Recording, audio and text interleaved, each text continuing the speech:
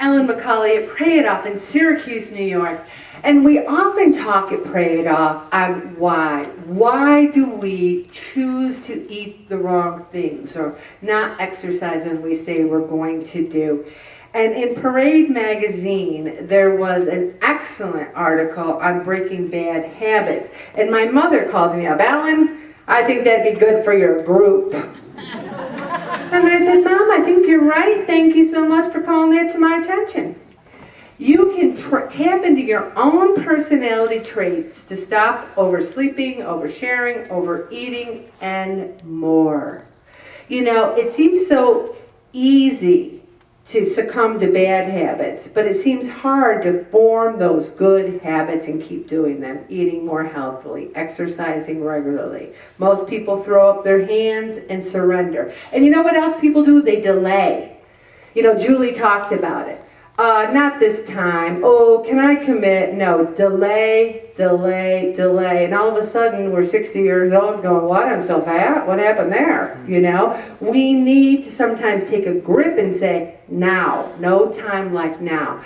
This Abigail Walsh writes an article on a new book, Better Than Before, Mastering the Habits of Our Everyday Lives by Gretchen Rubin. Now, Gretchen Rubin also did this major research into what it takes to be happy. She wrote a book in 2009 and 12 called The Happiness Project and Happier at Home. And what she consistently found in her research is that when people develop good habits and stick to them, they're happier. Isn't that funny? When you eat less and move more and are praying and doing everything that you feel is making your life healthier and better, are you happier? I am. Who's happier when you're doing the right things? I'm happier. So change is possible only if we do some soul searching. And you know, Pray It Off to me is soul searching. Every week we come here, we do a little soul searching, we share a little bit with the group, and there's a quiz to find out your personality type. I've included that quiz in the packet tonight, plus I've even done the link, because if you do it online, it'll give you your score. Because there's 4 personality tendencies, and she did an enormous amount of research. And the first one is an upholder. Someone who respects what other people want from her, but also her own needs and her own desires. Also, there's questioners. People who only form a habit if it makes perfect sense to them. Obligers work hard to meet other people's expectations, but often let themselves down. Think about that, because I think a good many of us are obligers, because we think that's what you're supposed to be if you're a good Christian.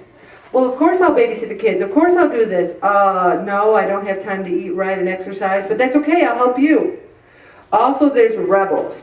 There's a couple rebels in this group. They resent and they resist it. Why do I have to keep the log? I don't want to do the log. And I said, you have to be in the group. Well, I don't want to. I go, you have to. There's people who are still resisting the log. The trick says to Reuben, tailor your habits to suit yourself. So if you take your personality and you pair it, you find success. And let me tell you what this means by that. If you are an early bird, then you get up early. Like I get up at 5:30 when my knee's not bad. It's better, by the way. And I ride my bike in the morning because I don't want to ride it at night. But there's some of you night owls in here who's like, no, Ellen, not the morning for me. I have to do it at night. And then there's someone who would never let your friend down, but you let yourself down. So you call your friend and you say, hey, you want to go for a walk with me at 6:30 tomorrow morning? So now you got to go because your friend's going to be there.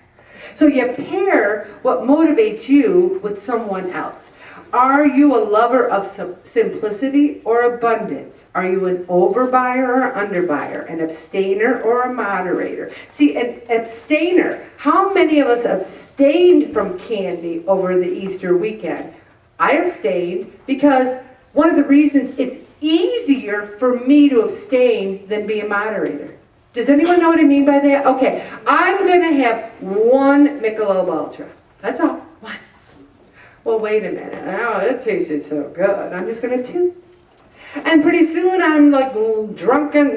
But you know what I'm saying. Pretty soon that 6 one tastes so good, I think I'll have a 7. But I can go from January to Memorial Day, not even have a beer. Not even have one. It's easier for me to abstain. Some people say, yeah, I only smoke 1 cigarette a day. How do you do that? Why bother? That's what I say.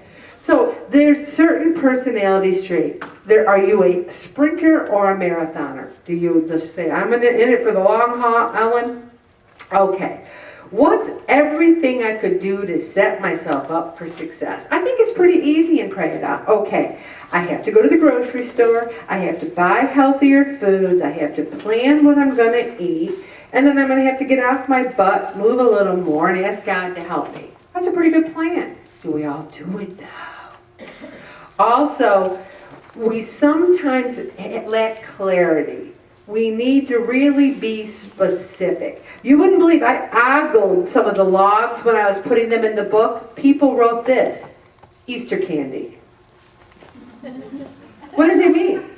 Did you have 20 Cadbury eggs, a bag of jelly beans, and a bunny? What does it mean?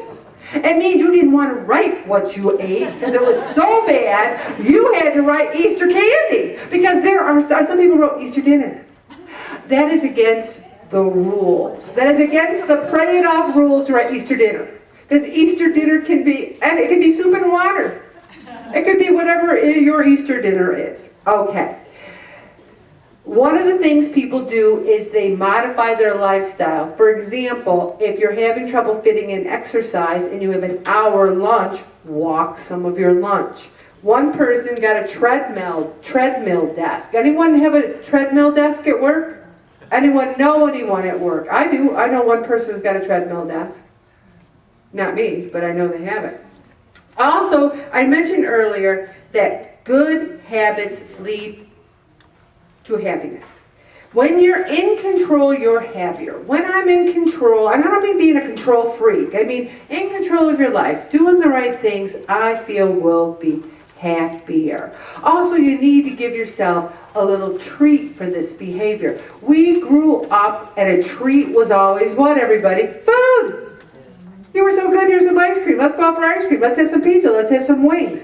One of my treats is my nails. And yes, they do look incredible. I want everyone to notice that. That is one of my treats. Also, a good book.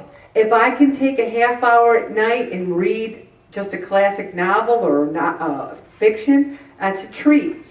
I find, or watching a good show. Bob and I have a couple of shows that we love to watch together. That's a treat. If your treat is to buy new perfume, fine, but don't wear it to Pray It Off. Also, the more things you can make into a habit, then the less you have to drain yourself using your willpower. I have no willpower used for not drinking because it's my habit. I don't drink from January 1 to May 31st. It's a habit. I don't do it. There's no willpower involved. Has anyone in the group developed a healthy habit that you're not using any willpower? I don't use mayonnaise anymore. I don't even like it. I'm not using one bit of willpower. I don't go, oh, I want the mayonnaise. Anyone else have a habit that you've developed that's taking, everyone else is using a lot of willpower still? Or you can't think of one? How about switching to Dijon or switching to something like, how many people have made exercise a habit that you don't have to do willpower for it anymore? Oh, so how many people should be doing exercises? Oh, God. Also, she talks about her routine. I like routines. I think routines keep us from zigging. One of my routines is Bob and I, we do everything the night before. The clothes are ready, the lunches are made, we know what the next day is. We're not waking up going, what do I do? It's planned ahead. So, also, planning things and putting it on the calendar. Once you put something in writing, it makes it seem like you got to do it. Anyone ever said, go for a walk? Uh-oh, I wrote that down. Does that mean I have to do it now? Yes. Also, she brushes her teeth to prevent after-dinner raids. I love how she's brushing her teeth at 8:30 at night to prevent after-dinner raids, when at 8:30 at night I'm saying to Bob, is it too early to go to bed? What do you think? 8:30? But we eat dinner and we brush our teeth. That's it. Boom, kitchen closed. We're going to stop right there, Bob.